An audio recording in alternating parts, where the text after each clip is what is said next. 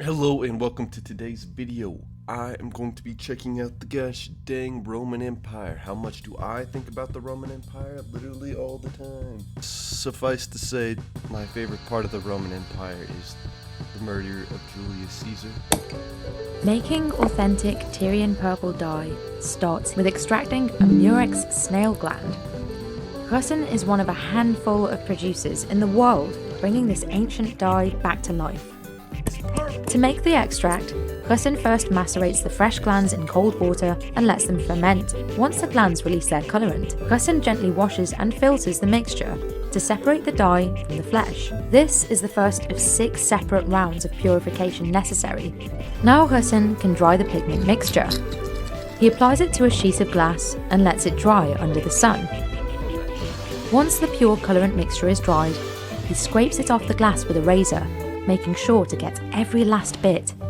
The dry pigment is now purified 5 more times in a grinding and sieving process.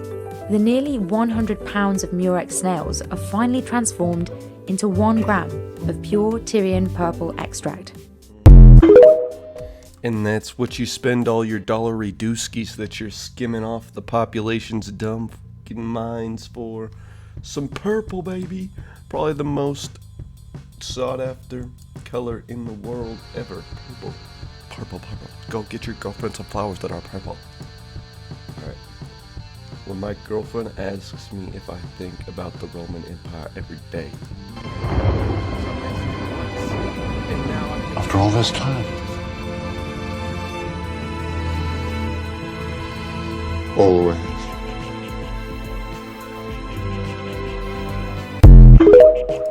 Oh, just because, I mean, why not think back to when people were really, really bad and evil and just mean to everybody and murdered and got away with it?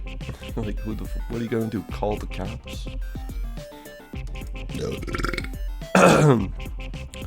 Pretty damn cool to think that you should never mention history, never mention any historical events before 1960 to anybody. Otherwise, you are not woke. Found a giraffe bone in the garbage of a restaurant in Pompeii that had markings on it from a butcher's knife.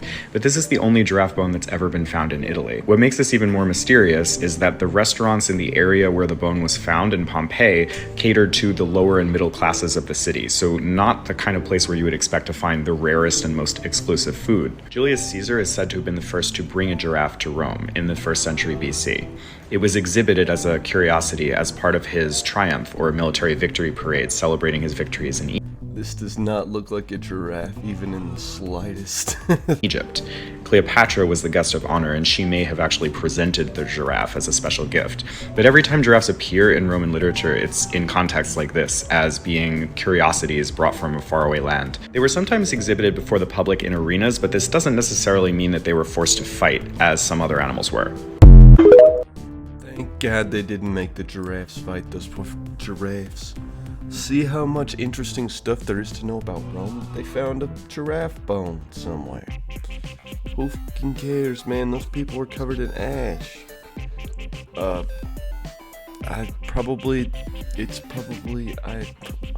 My guess is that somebody had it as a trinket and just kept it and lost it. What are they gonna be going through your room and be like, "Look, sir, we found the bone of a dead animal, and this man must have been keeping this Afghani lizard here for... We've never seen this." You never know. You know?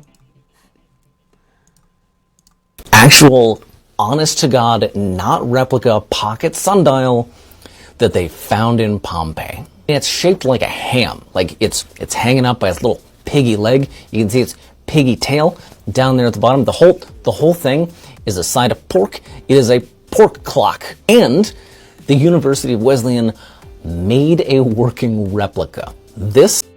Why would you not just use the original? Oh, you can see how the little wingy wing here tells you what time it is, if you understand square time. This is a 3D printed model of pork clock, and they had to rebuild the tail because the original was missing, but you use its shadow to align with those vertical hash marks that correspond with what month you're in.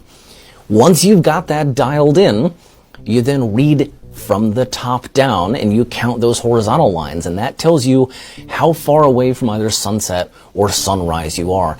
And it's accurate to within like half an hour. There's no joke here. You and I just have to go live our lives knowing that functional pocket sundials exist. Functional ham dials exist. Wow, that's fucking epic, dude. But how would you know where to point your eyeballs into the sun at all times? Humans were way fucking goated, man. We care about the time. We don't want to get stuck out in the dark.